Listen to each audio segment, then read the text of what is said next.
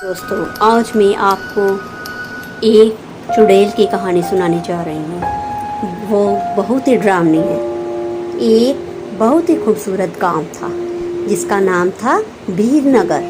यहाँ सभी लोग बहुत खुशी खुशी से रहा करते थे। गांव में सभी कुछ अच्छा चल रहा था और इसी बीच अमेरिका से एक फैमिली अपने पुश्तैनी घर में रहने आती है।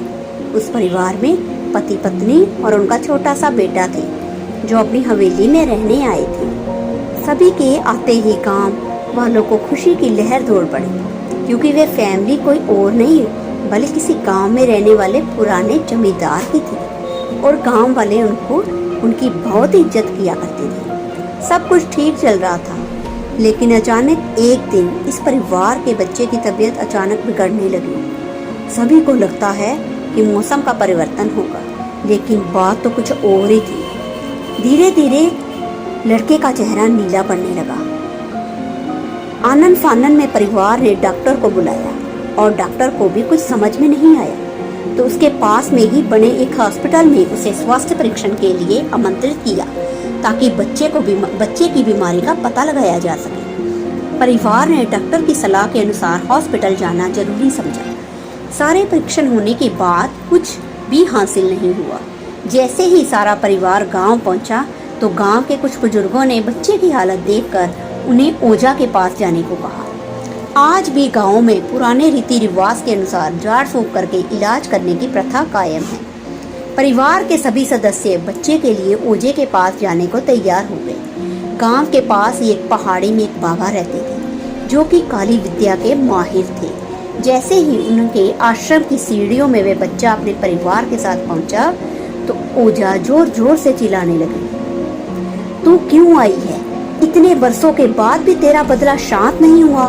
यह सब सुनकर बच्चे के माता पिता और गांव वाले दहशत में आ गए। उन्हें समझ नहीं आया कि बाबा इसको इतना क्रोध क्यों कर रहे हैं, जबकि उन्हें अभी तक कोई बात बताई ही नहीं गई। लेकिन बाबा तो काली माया के पारंगत थे, इस वजह से उन्हें रूहानी ताकतों को पहचानना आता था।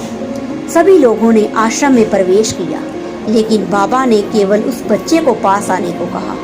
बच्चे की हालत बहुत ही खराब थी। उसकी आंखें लाल हो चुकी थी, उसका शरीर नीला दिखाई पड़ रहा था और उसके शरीर का तापमान आम बुखार से कहीं ज्यादा था।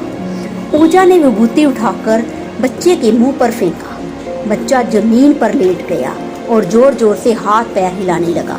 किसी को कुछ भी समझ नहीं आ रहा था कि बाबा की विभूति से क्या चमत्कार हुआ है। बच्चा अपने आप जमीन पर लेटकर ऐसी हरकतें करने लगा। तभी अचानक बच्चा अपने पैर की उंगलियों के बल खड़ा हो जाता है और बहुत ही खूंखार औरत की आवाज़ में ओझा को उसके पुराने नाम से बुलाया। अरे वो प्रेमनाथ, मैं तुझे नष्ट कर दूंगी। लड़के का ऐसा स्वर सुनकर उसके माँ बाप घबरा गए। लड़के को इस अवस्था में देखकर उन्हें कुछ समझ नहीं आ रहा था कि ऐसा क्यों हो रहा है। तभी ओझा ने एक मंत्र पढ़कर बच्चे को अपने काबू में कर लिया। सारे गांव वाले ओझा से पूछने लगे, बाबा ये क्या है? यह बच्चा ऐसा क्यों कर रहा है? तभी ओझा ने बताया, इसके अंदर कोई चुड़ैल आ चुकी है जो कि आज से 10 साल पहले चोरी के आरोप में जिंदा जला दी गई थी। उसे ऐसी सजा देने वाला और कोई नहीं बल्कि इसे बच्चे के दादाजी थे और वह चुड़ैल अपना बदला लेने के लिए इसीलिए यहीं आई है, क्योंकि वह गर्भवती अवस्था में जिंदा जलाई गई थी और उसकी कोख में पल रहा मासूम बच्चा भी जल गया। इसी वजह से वह उस वंश के बच्चे को भी दर्दनाक मौत देना चाहती है ताकि उसका बदला पूरा हो सके। ये सारी कहानी जानने के बाद परिवार वाले ओझा के सामने गिड़गिड़ाने लगे और अपने बच्चे की जान की भीख मांगने लगे। तभी ओझा ने अपनी घोर तपस्या शक्ति से मंत्रों के उच्चारण के साथ उस चुड़ैल को मासूम बच्चे से बाहर निकाल दिया और कुछ ही क्षणों में वह बच्चा सामान्य हालत में आने लगा। सभी को लगा कि सब कुछ हमेशा के लिए ठीक हो गया है, लेकिन यह तो एक शुरुआत थी। अगले पार्ट के लिए हमें कमेंट जरूर करें। अगर आपको ये मेरी वीडियो पसंद आई हो तो चैनल को लाइक, सब्सक्राइब एंड फॉलो ज़रूर करें। मिलती हूँ अगले एक और भयानक और खूंखार वीडियो के साथ। तब तक के लिए आप सभी को मैं